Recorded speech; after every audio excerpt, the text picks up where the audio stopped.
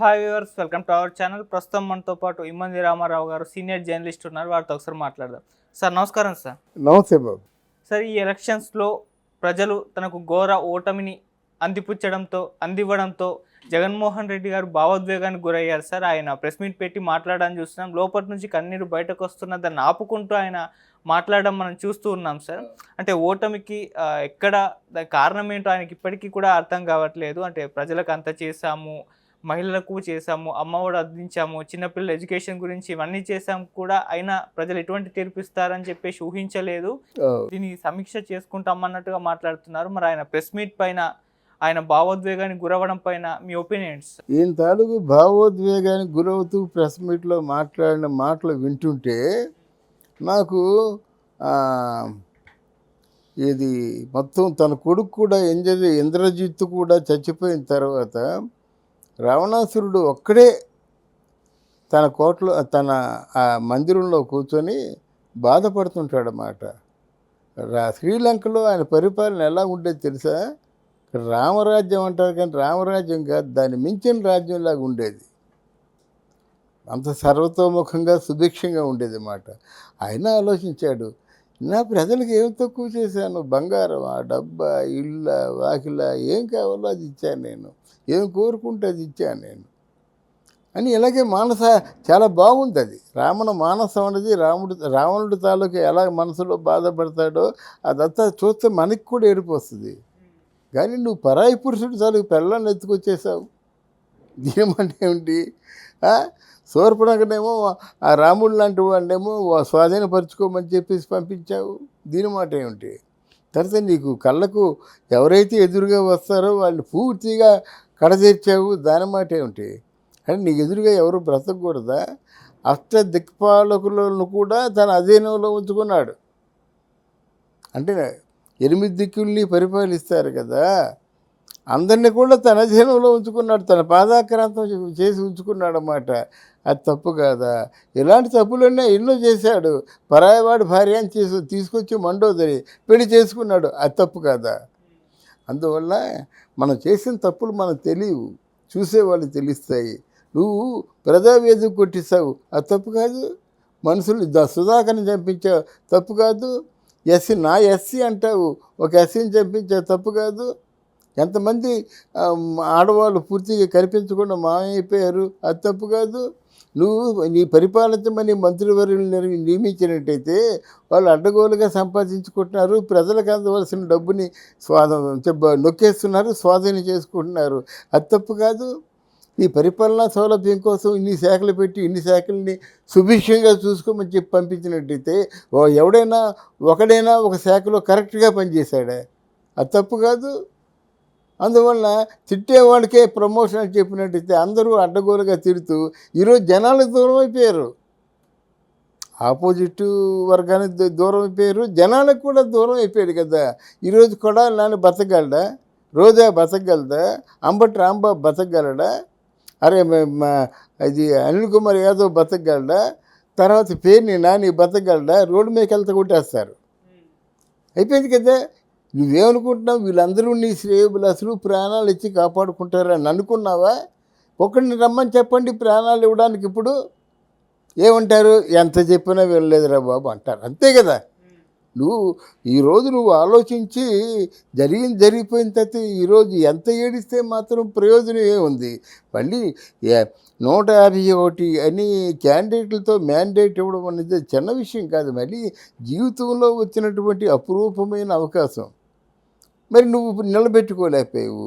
మరి మిగతా వాళ్ళు రేపు పొద్దున్న పవన్ కళ్యాణ్ కొంచెం పొజిషన్ మారిందనుకోండి, అప్పుడు తెలుగుదేశానికి పవన్ కళ్యాణ్ అపోజిషన్గా నిలబడతాడు, వాళ్ళు బలాలు తెచ్చుకుంటారు, ఎవరు గెలిస్తే వాళ్ళే ముఖ్యమంత్రి. మళ్ళీ మధ్యలో నువ్వు చూడడానికి అవకాశం ఉండదు. కొత్త కనుక ఒక ఛాన్స్ అన్నావు కనుక, రాజన్న బిడ్డని అన్నావు కనుక, 6 మాసాల తర్వాత ఆయన గల్లా పుచ్చుకొని అడగమని ఇంత భరోసా ఇచ్చావు కనుక వాళ్ళు గెలిపించారు. ఇప్పుడు ఎందుకు గెలిపిస్తారు? తర్వాత నువ్వు అందించే తాయిలాలు అందరికీ అందటం లేదు. ఎవరైతే వైసీపీ పార్టీలో కొంచెం యాక్టివ్గా ఉన్నారో వాళ్ళు తప్ప మిగతా వాళ్ళకి అందటం లేదు కదా. అందువల్ల ఎన్ని ఆలోచించకుండా ఇప్పుడు నీ తాలూకు ప్రధాన అనుచరుడైన కొడాలి నాని నెత్తి నోరు మొత్తుకుంటున్నాడు. అరే మనుషులు పంచమంచిన డబ్బులు తినేసారేట్రా బాబు అని. ఆ తినేసినాడు మామూలు తినేసాడా? కోట్లు మింగేసి దుబాయో సింగపూర్ వెళ్ళిపోయాడు. అంటే నీ తాలూ ప్రధాన అర్చకుడు అందరినీ టచ్ మీ అనేవాడు, ఇంకేదో వెయిట్ వేసేస్తా అనేవాడు, ఎంత దిగజారిపోయి పూర్తిగా ఈరోజు ఎలక్షన్ పోలింగ్ అవ్వకముందే ఇంటికి ముఖం వేలేసుకుంటూ వచ్చేసాడు.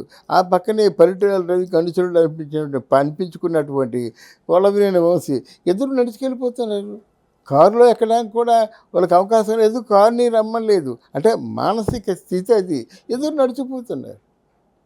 అందువలన మీ తాలూకు అనుయాయులు అందరూ చేసినటువంటి తప్పిదాలు, మీ తాలూకు పార్టీ వల్లే నిన్ను ఓడించారు. నువ్వు తిట్టమనకపోతే వాళ్ళు తిట్టేవారు కాదు. వాళ్ళు తిట్టకపోయి ఉన్నట్టయితే ఇంత నిరాదరణకు గురయ్యేవాడు కాదు. అన్నీ నీ చేతులతో చేసుకున్నావు. విజయసాయిరెడ్డికి ఏం అనుభవం ఉందని చెప్పేసి నీకు ప్రధాన అనుచరుడిగా పెట్టుకుంటావు. సజ్జల రామకృష్ణారెడ్డికి ఏ పరిపాలనా అనుభవం ఉందని నువ్వు నెంబర్ 2 చేస్తావు. సంకరాకించారు ఈ రోజుని. అంతే, పరిపాలన అనుభవం ఉండాలి కదా. పరిపాలన గురించి ఊహించుకోవడం వేరు, పరిపాలన అనుభవం ఉండడం వేరు. అందువల్ల అనుభవం లేని వాళ్ళందరినీ నీ నెంబర్ 1, నెంబర్ 2, నెంబర్ 3 పెట్టుకున్నట్టయితే అంతే. నీతో పాటు ఇప్పుడు ఎవరున్నారు? సజ్జల, విజయసాయిరెడ్డి, ఇంకెవరో ఉంటారన్నమాట. అంతే, అంతకంటే మించిన వాళ్ళు ఎవరు ఉండరు. ఆ శ్రీకాంత్ రెడ్డి ఎవరో ఉన్నారు, ఆయన స్నేహితుడు. 3-4 ఉంటారు అంతే. వాళ్ళకి కూడా పనులు ఉంటాయి కదండి. ఈ ఎలక్షన్ అంటే ప్రతి ఒక్కడు కూడా 50 కోట్లు 100 కోట్లు తక్కువ ఖర్చు పెట్టడు. ఆ పోయిందంతా మరి ఏం చేసుకోవాలి కదా. ఎవరినో మంచి చేసుకొని ఒక కాంట్రాక్టో ఇంకేదో ఇప్పించుకుంటారు ఇప్పుడు వీళ్ళందరూ కూడా. అక్కడ వైసీపీయా లేకపోతే తెలుగుదేశం అని ఉండదు.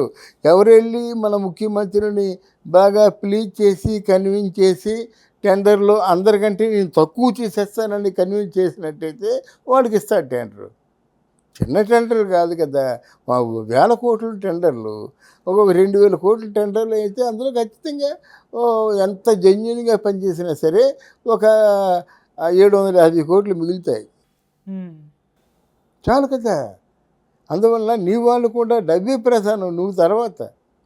నిన్ను ప్రభువు అంటారు, నమస్కారం పెడతారు, అవసరమైతే కాలమే పడతారు, కానీ డబ్బు మాత్రం ప్రధానం. ఇట్లాంటి ఎన్ని వాస్తవాలు తెలుసుకోవాలి. ఈరోజు నీ వెనక ఎవరు ఉంటారు, నీ ముందు ఎవరు ఉంటారు?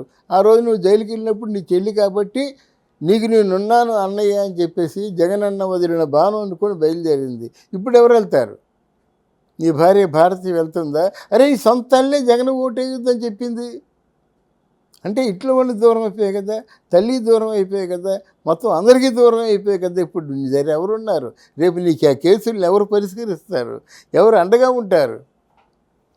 వాడిని ఆలోచించుకోవాలి. ముందు చూపుతో ఆలోచించుకుంటా నీ ఇష్టం వచ్చినట్టుగా మాట్లాడేసి నీ ఇష్టం వచ్చిన శిక్షలు వేసేసి, అసలు పోలీసు వ్యవస్థని 5 సంవత్సరాలు ఏం చేశావు? నీ కాళ్ళ కింద వేసి వెట్టి చాకరీ చేయించావు. విద్యార్థులు లేని కుర్రాళ్ళని 5 సంవత్సరాలు ఏం చేయించావు? వాలంటీర్స్ అని పేరుతో కాగితం కలం ఆధార పత్రాలు లేకుండా 5,000 రూపాయల జీతాన్ని వెట్టి చాకరీ చేయించుకున్నావు. ఈ ఉసురులన్నీ కట్టవండి అన్నీ. అంటే నీ పార్టీ ఒకటే పార్టీ, పార్టీలకు అతీతంగా పనిచేసేవాడు రాజకీయ నాయకుడు. వాడినే దృష్టిలో ఉంచుకుంటారు అందరూ. అమ్మ ఆయన ఏ పార్టీ అయినప్పుడు కూడా మన అందరినీ సమానంగా చూస్తాడు అని అనుకుంటారన్నమాట. అదేం లేకుండా ఎప్పుడు కుళ్ళు, కుట్ర, పగ, ప్రతీకారం. ఎంతకాలం ఇన్ని ప్రతీకారాలు, కుళ్ళు, కుట్ర ఇప్పుడు అన్నీ అర్థమవుతున్నాయా? అర్థమైన తర్వాత ఇప్పుడు ఈ తప్పు సరిదిద్దుకోలేని తప్పు కదా. మళ్ళీ 5 సంవత్సరాల తర్వాతే అప్పుడు ఉన్నోళ్ళు ఎవరో, పోయినోళ్ళు ఎవరో, ఓటు వేసిన వాళ్ళు ఎవరో, ఓటు వేయని వాళ్ళు ఎవరో, అప్పుడు ఎవరి పేరులో ఉంటారు? ఇప్పుడు మీ మీద ఎలాగైతే వ్యతిరేకత వచ్చిందో, ఎవరైతే అధికారంలో ఉన్నారో వాళ్ళ మీద కూడా వ్యతిరేకత వస్తుంది కదా. ప్రజా వ్యతిరేకత వచ్చిందంటే ప్రజల్ని మించినటువంటి తీర్పు ఎవరు చెప్పలేరండి. అందుకే ప్రజలను అనుక్షణం కాపాడుకుంటూ ఉండాలి. ఎప్పుడు మంత్రుల తాలూకు కళ్యాలు పగ్గాలు ఎప్పుడు చేతిలో ఉండాలి. నేను ప్యాలెస్లో పడుకుంటానే ఎవరికి అపాయింట్మెంట్ ఇవ్వండి. Thank you so much. Thank you అమ్మా.